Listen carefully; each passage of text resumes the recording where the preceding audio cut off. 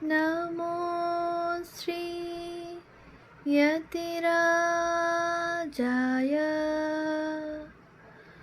विवेकानन्दसूरये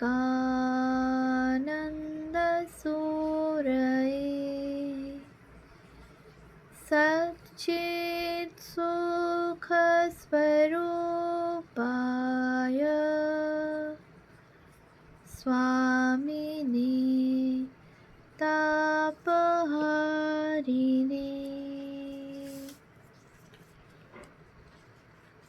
পূজনীয় স্বামী চেতনানন্দজি মহারাজের রচনা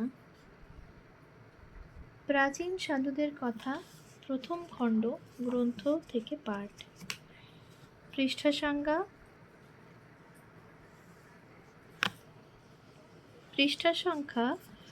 58। স্বামী ভূতেশানন্দ, 1901 থেকে 1998। মানুষ মননশীল। মনন বা চিন্তা একমাত্র মানুষই করতে পারে। মানব মনে অসংখ্য চিন্তা ক্রমাগত ঢেউ বা বৃত্তি রূপে উঠছে, তারপর রেখাপাত করে বিলীন হয়ে যাচ্ছে। এই বৃত্তিগুলি চিত্তে স্মৃতি রূপে থেকে যায়। মানব জীবনে স্মৃতির মূল্য তুলনাহীন। মানুষের হাত পা ভাঙলে জোড়া লাগে, চোখ কান নষ্ট হলে মানুষ মরে না, কিন্তু স্মৃতি লোপ পেলে জীবন অচল হয়ে যায়। বর্তমানের বা ভবিষ্যতের স্মৃতি হয় না, অতীতেরই স্মৃতি হয়। আবার এই স্মৃতির তরতম আছে, অর্থাৎ কোনো স্মৃতি হালকা এবং কোনো স্মৃতি গভীর। আমাদের জীবনে যারা অপ্রয়োজনীয় তাদের স্মৃতি শীঘ্র ম্লান হয়ে যায়, কিন্তু যারা আমাদের প্রাণের প্রিয় তারা আমাদের স্মৃতিপটে সদা উজ্জ্বলভাবে বিদ্যমান থাকে। 20 বছর আগে স্বামী ভূতেশানন্দ মহাসমাধি লাভ করেছেন, কিন্তু তাঁর স্মৃতি এখনও বহু মানব মনে জীবন্ত হয়ে রয়েছে। পূজ্যপাদ স্বামী ভূতেশানন্দজির সঙ্গে আমার পরিচয়ের পরিধি 1960 থেকে 1998 সাল পর্যন্ত। এই দীর্ঘ 38 বছর তাঁর সঙ্গে ঘনিষ্ঠভাবে মিশেছি, যদিও সবসময় তাঁর কাছে থাকা আমার পক্ষে সম্ভব হয়নি। তাঁর পূর্ণ জীবন ও উপদেশ আমার ব্যক্তিগত জীবনে গভীর অনুপ্রেরণা দিয়েছে। সেসব কথা আমি কিছু কিছু ডায়েরিতে লিখে রেখেছি। তার কয়েকটি পত্রও আমার কাছে আছে। তার সঙ্গে আমার কথোপকথন কিছু টেপ রেকর্ডারে ধরা রয়েছে। যাই হোক, এই দীর্ঘকালের সব ঘটনা আমার মনে নেই, তবে যেগুলি প্রাসঙ্গিক সেগুলি লিখবার চেষ্টা করছি। 1960 সালের 14 জুন মহারাজকে প্রথম দেখি অদ্বৈত আশ্রমে। মহারাজ রাজকোট থেকে এসেছিলেন। আমি তখন ব্রহ্মচারী। অদ্বৈত আশ্রম তখন 4 ওয়েলিংটন লেনে। প্রতিদিন রাতে খাওয়ার পর ক্লাস হতো। পূজনীয় গম্ভীরানন্দজি তখন অদ্বৈত আশ্রমের অধ্যক্ষ। ভূতেশানন্দজি প্রতিদিন ক্লাসের পর ঠাকুরের সন্তানদের স্মৃতিচারণ করতেন। কি মর্মস্পর্শী ভাষায় তাঁদের ত্যাগ, বৈরাগ্য ও খুঁটিনাটি ঘটনা বলতেন। আমি সংক্ষেপে সেগুলি ডায়েরিতে লিখে রাখতাম। প্রায় 40 বছর আগেকার ওই নোট থেকে কয়েকটি উল্লেখ করছি। 14 জুন 1960, অদ্বৈত আশ্রম, কলকাতা। স্বামী তুরীয়ানন্দজি মহারাজ, হরি মহারাজ সম্পর্কে ভূতেশানন্দজি মহারাজ বললেন, তিনি তপস্যার উপর ভীষণ জোর দিতেন। দেখলে মনে হতো যেন ব্লেজিং ফায়ার, জ্বলন্ত আগুন। ঘাড় সোজা করে বুক টান করে যখন দৃষ্টি নিক্ষেপ করতেন, তখন মনে হতো জগৎটা তাঁর কাছে কিছু নয়, উপেক্ষার দৃষ্টি। হরি মহারাজ একদিন বলরাম মন্দিরে বললেন, ব্রাহ্মণের শরীর কেবলমাত্র তপস্যার জন্য, এ শরীরে অন্য কোনো প্রয়োজন নেই। একদিন উদ্বোধনের প্রকাশিত কোনো বইতে ত্ওয়াংয়ের পরিবর্তে তং ছাপা হওয়ায় খুব ক্ষোভ প্রকাশ করেন। তিনি দুঃখের সঙ্গে বলতে থাকেন, লোকে বলবে এখানে কতগুলো মূর্খের আমদানি হয়েছে। 15ই জুন 1960, অদ্বৈত আশ্রম, কলকাতা। ভূতেশানন্দজি এদিন শরৎ মহারাজের স্বামী শারদানন্দ হৃদয়বত্তার কথা খুব বললেন। তার মন নরম ছিল, সকলকেই আশ্রয় দিতেন, সকল ব্যাপারেই সাহায্য প্রার্থীকে সাহায্য ও উৎসাহ দিতেন। মায়ের দাঁড়ি হয়েছিলেন উদ্বোধনে এবং সেখানেই তার শরীর ত্যাগ হয়। মহাপুরুষ মহারাজ স্বামী শিবানন্দ সম্বন্ধে বললেন, একদিন দীক্ষার পর এক মহিলা বললেন, এর নাম দীক্ষা? মহাপুরুষজি বললেন, কাল আবার এসো। পরদিন ওই মহিলাকে একটু স্পর্শ করে দেওয়ায় তার গভীর অনুভূতি হয়। আরেকদিন মহাপুরুষ মহারাজ মঠের উঠান দিয়ে হেঁটে যাচ্ছেন, তখন একজন এসে তাকে প্রণাম করায় তিনি প্রায় পড়ে যাচ্ছিলেন। লোকটি অপ্রস্তুত। তিনি বললেন, ও কি করে জানবে আমি কিছুই দেখছি না? তিনি সদা অন্তর্মুখ অবস্থায় থাকতেন। একদিন মঠে অন্য সম্প্রদায়ের এক সাধু রাত্রিবাস করেন। মহাপুরুষ মহারাজ তাকে ব্রহ্মজ্ঞানী বলে চিনতে পারেন এবং তিনিও মহাপুরুষজিকে ব্রহ্মজ্ঞানী বলে চিনতে পারেন।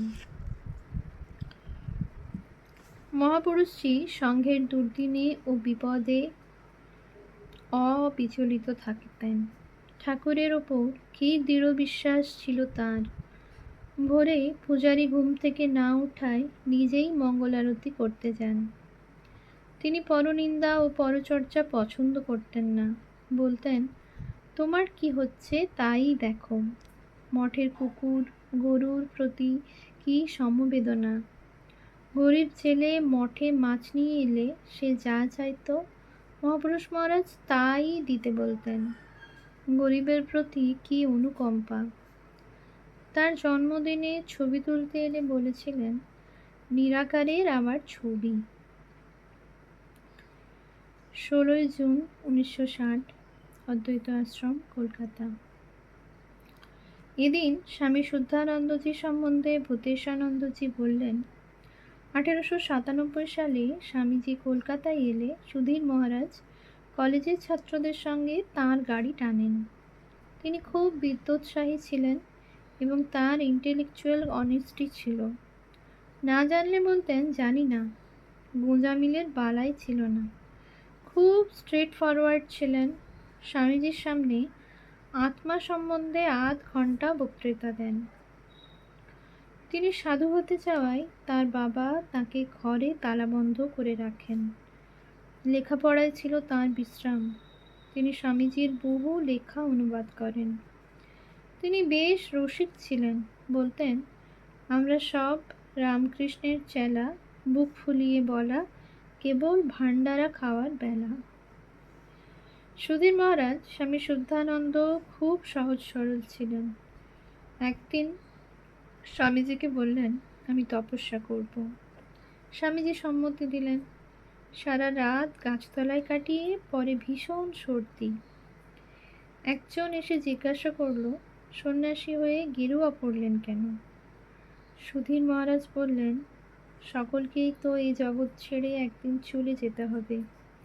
গৃহে থাকলে ওপারের ডাক শুনে ছেড়ে যেতে কষ্ট হয়। তাই সব ছেড়ে গেরুয়া পরে এখন থেকে প্রস্তুত হয়ে বসে আছি যাওয়ার জন্য। ওই দিন খোকা মহারাজ স্বামী সুবোধানন্দ সম্বন্ধেও অনেক কথা বললেন। খোকা মহারাজ খুব আমোদ প্রিয় ছিলেন, সর্বদাই হাসি খুশি থাকতেন ও বীরের মতো চলাফেরা করতেন। অনেক সময় স্টিমারের মান্থলি টিকিট নিয়ে ঘুরতে যেতেন। একবার কয়েকজন যুবক বেলুড় মঠের নিন্দা করায় তিনি তাদের খুব বকুনি দেন। তারপর বলেছিলেন, বেলুড় মঠ যদি খুব আরামের জায়গা হয় তবে এখানে এসে থাকো না। স্বামীজি খোকা মহারাজকে তবলায় ঠেকা দেওয়া শিখিয়েছিলেন এই বোল সহ, রামধন দাদা ছোলা খাই, দিচ্ছি দেব দিচ্ছি দেব। কেউ যদি ঠাকুরের কথা বলার জন্য পীড়াপিড়ি করত, খোকা মহারাজ গম্ভীর হয়ে বলতেন, ঠাকুরের কথা কে শুনতে চায়। 17 জুন 1960, অদ্বৈত আশ্রম, কলকাতা। এদিন রাতে উত্তরকাশীর বিভিন্ন সাধু সম্প্রদায়ের কথা ও নিজের তপস্যার কথা বললেন। কত রকমের সাধু আছে, ধ্যানী সাধু আছেন, আবার বাবু সাধু ঘড়ি হাতে রেডিও নিয়ে ঘুরছে। পলিটিশিয়ান সাধু দল পাকাচ্ছে। কৈলাসের পথে এক নাগা সাধুর আরেক সাধুর সঙ্গে ঝগড়া হলো এবং সেই তাকে ঠেলে জলে ফেলে দিল।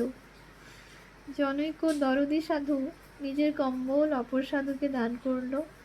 পাগলা সাধু আছে, আবার পণ্ডিত সাধুও আছে।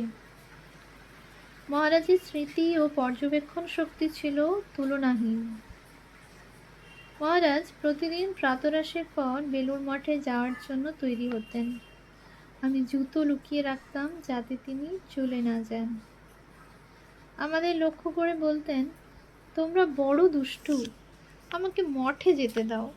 আমি বলতাম, কাল যাবেন। তারপর দিন তার গেঞ্জি ও কাপড় সাবান জলের বালতিতে ভিজিয়ে দিয়ে বলতাম, আপনার কাপড় গেঞ্জি ময়লা, কাল যাবেন। এই দেখো, আজও তোমরা আমাকে যেতে দিলে না। দেখো তো নির্মল মহারাজ, স্বামী মাধবানন্দজি কি মনে করবেন। অতীতের সেই ছেড়ে আসা দিনগুলির কথা যখন মনে পড়ে তখন কতই না আনন্দ হয়। সেই প্রথম দর্শন থেকে তার সঙ্গে আমার এত ঘনিষ্ঠতা হয়েছিল যে অপর কোনো সাধুর সঙ্গে ওইরূপ হয়নি। মহারাজ তখন রাজকোট কেন্দ্রের মহন্ত। 7-10-1960 তারিখে আমাকে লিখেছিলেন, ঠাকুর আমাদের সমগ্র সংঘকে এরকম পবিত্র মধুর স্নেহবন্ধনে আবদ্ধ রাখুন, তা না হলে সংঘ জীবনের কোনো অর্থই নেই। আমাদের জীবনের আদর্শ ঠাকুর স্বামীজি। তাঁরা যদিও অসীম এবং আমাদের সংকীর্ণ সীমার বাইরে, তবু আমরা যে পরিমাণে আমাদের তাঁদের ছাঁচে ঢালতে পারব, সেই পরিমাণে আমাদের সাধনা সার্থক এবং ধর্ম জীবন পূর্ণ হবে। অপূর্ণ থাকতে নিরবচ্ছিন্ন আনন্দ কারো পক্ষে পাওয়া সম্ভব নয়। তবে আদর্শে পৌঁছানোর জন্য আপ্রাণ চেষ্টা করতে হবে। তাতে আনন্দ হোক বা নিরবচ্ছিন্ন দুঃখই হোক। স্বামীজির কথা মনে রেখো, রামকে পেলাম না বলে কি শ্যামকে নিয়ে থাকতে হবে? তবে আমরা দুর্বল হলেও তাদের অনন্ত শক্তি আমাদের পেছনে আছে। সুতরাং 1961 সালের মার্চ-এপ্রিল মাসে ভারতের বিভিন্ন প্রান্ত থেকে মঠ ও মিশনের বহু সাধু বেলুড় মঠে আসেন। কারণ তখন স্বামী মাধবানন্দজি আমেরিকায় ব্রেন সার্জারির জন্য যেতে প্রস্তুত হচ্ছিলেন। তিনি ছিলেন সংঘের প্রবাদ প্রতিম সন্ন্যাসী ও শ্রী শ্রী মায়ের শিষ্য। স্বামী ভূতেশানন্দজি রাজকোট থেকে এসেছিলেন মাধবানন্দজিকে দেখতে এবং অদ্বৈত আশ্রমে কয়েকদিন ছিলেন। 1961 সালের প্রারম্ভে অদ্বৈত আশ্রম 4 ওয়েলিংটন লেন থেকে 5 দিহি এন্টালি রোডে স্থানান্তরিত হয়। গম্ভীরানন্দজি একদিন ভূতেশানন্দজিকে রবিবারের ক্লাস নিতে বলেন। সেদিন ভূতেশানন্দজির গলা ভালো ছিল না। তিনি সকাল থেকে গরম জলে নুন দিয়ে কয়েকবার গার্গিল করতে থাকেন। তার স্বর সেদিন সত্যি খুব খারাপ ছিল। আমাদের মধ্যে কেউ কেউ বলেছিলেন বক্তৃতা না দিতে। তিনি বললেন, ঠাকুরের কাজ দেখবে আমি ঠিক হয়ে যাব। তিনি সেই ভাঙা গলায় 1 ঘন্টা বক্তৃতা দিলেন। দেহ ভুলে ঠাকুরের কাজ। ঘটনাটি তুচ্ছ, তবে শিক্ষণীয়। তারপরেও মহারাজ অদ্বৈত আশ্রমে কয়েকবার এসেছেন। একবার মনে আছে, কনখলের মাখন মহারাজ স্বামী প্রজ্ঞানানন্দজি ও ভূতেশানন্দজি একসঙ্গে আমাদের অতিথি হয়েছিলেন। মহারাজকে এক গুজরাটি ভক্ত এক বাক্স গেঞ্জি দেয়। মাখন মহারাজ তা থেকে কয়েকটা গেঞ্জি নিয়ে বলেন, এই বিজয়, তোমার অনেক ধনী ভক্ত আছে, এই গেঞ্জিগুলি আমি নিলাম। মহারাজ বললেন, দেখুন মাখন মহারাজ, এই গেঞ্জি নেবেন না। আমাদের আশ্রম গরিব, ভিক্ষার দ্বারা চলে। মাখন মহারাজ বললেন, আরে, আশ্রম তো ভিক্ষার দ্বারাই চলে, তাছাড়া আর কিভাবে চলবে?